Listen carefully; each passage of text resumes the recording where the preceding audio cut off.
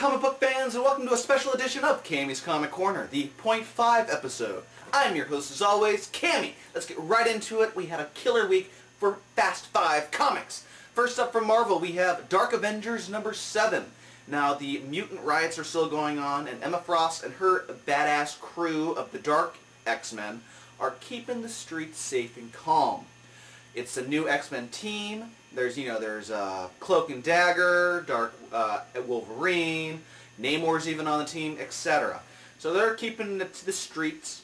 Well, Scott Summers tells Osborn, maybe you should surrender. This is your last chance before something bad might happen. And Osborn kind of is, surprised that Scott even has the balls to say such a thing. But at the end of the issue, Emma can hear Charles Xavier in the prison through her mind, even though she doesn't see him in his cell. She sees machinery and whatnot, but it's only a hologram made by the best from Dark Beast. So it's a killer series. I can't wait to see what happens next. I know I was kind of shunning the series when I first heard of the crossover, but hey, I'm having fun. Are you having fun? Because I am. Next up, from Vertigo, we have Fables number 86. And now, the great Fables crossover is all over with, from Jack of Fables, Fables, and the Literals. And we go back to how Mr. Dark came to be captured. We follow back when the adversary was still big, a young warlock named Dunster Hap. And he is invited to join this elite group of warlocks called the Boxing League. And it's not like, here, old chap, boxing, but it's more like they trap people in the boxes that they make with their magical spells. They've caught Baba Yaga, now they go on to Mr. Dark. And sure enough, he gets captured, and he, even while he's narrating his own story, he goes, it was foolish of me, but the magic and the box looked so comforting, I just had to try it out. But it was a nice little origin story, and it's great to see the creepy Mr. Dark back in focus, and I don't want him eating my teeth, because that's just creepy, weird, and I'm scared of him. But anyway, good issue nonetheless. Next up from DC, we have Blackest Night, Tales of the Core, number 1. Now, we've got various artists and writers on this, like John, Tomasi, Ordway, Morales, etc. We have 3 different stories. We have the origin of Saint Walker, and it's very, very good story on how he sacrificed everyone he loved for hope. And since he kept hope alive, even in the darkest times, and even when his so-called God took everything away from him, he still got a Blue Lantern ring. So that was very cool, because I was interested in Saint Walker. Like when he first came on the scene back in Green Lantern, I was like, who is this crazy cat? And we also get a story of from Mongol's childhood, on how even when he was younger, he was tormenting little races underneath his feet, like he's tormenting more races underneath his feet. And then also we finally get a story of the Indigo Lanterns, and we get a little hint of how they use their powers. It seems that they suck up whatever ring blast you throw at them, and use your own powers against you. So it was really interesting to see what's going to happen in the future with these guys then. Are they against everyone?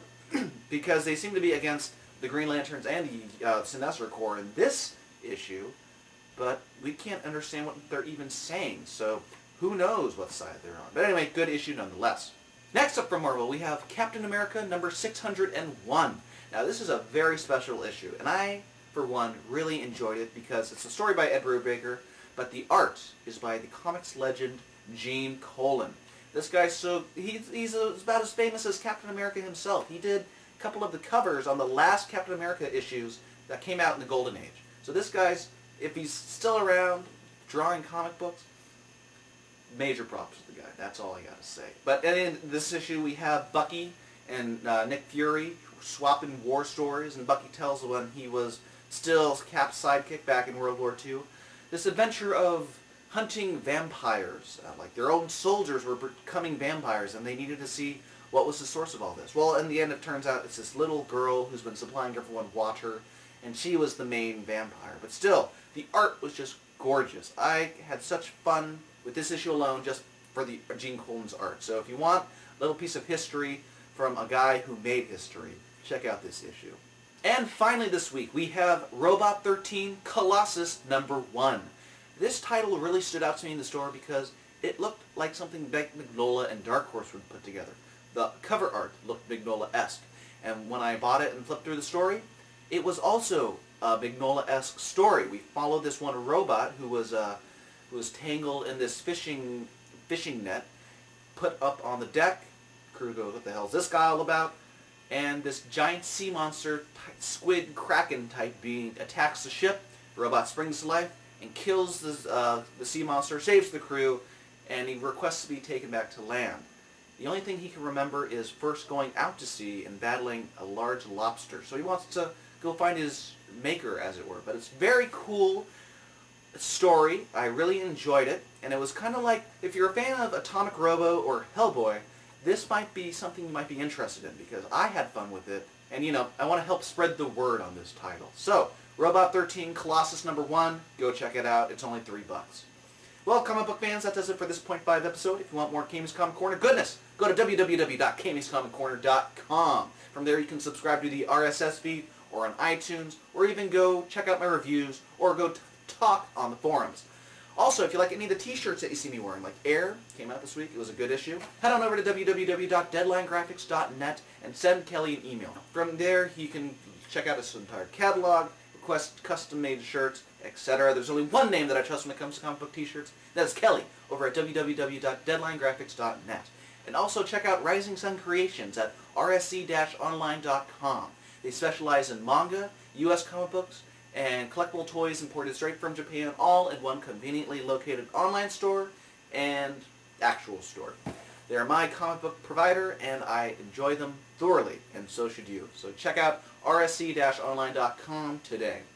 And as you know, Comic-Con is coming up this week, so do not expect a review show next Friday, because I'm going to be way too busy with Comic-Con and seeing the mighty Boosh and drinking with creators to even consider doing a review show, let alone reviewing what comics come out next week.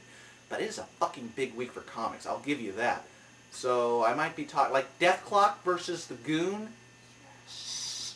It's going to be such good times around the corner. But yeah, I'll try to get some video of a preview night up on Friday as a little filler.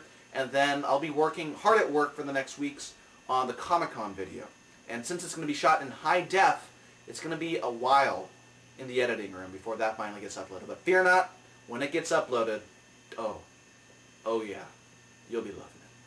So that does it for Cammy's Comic Corner this week. I've been your host, Cammy. Sayonara. I need some more coffee.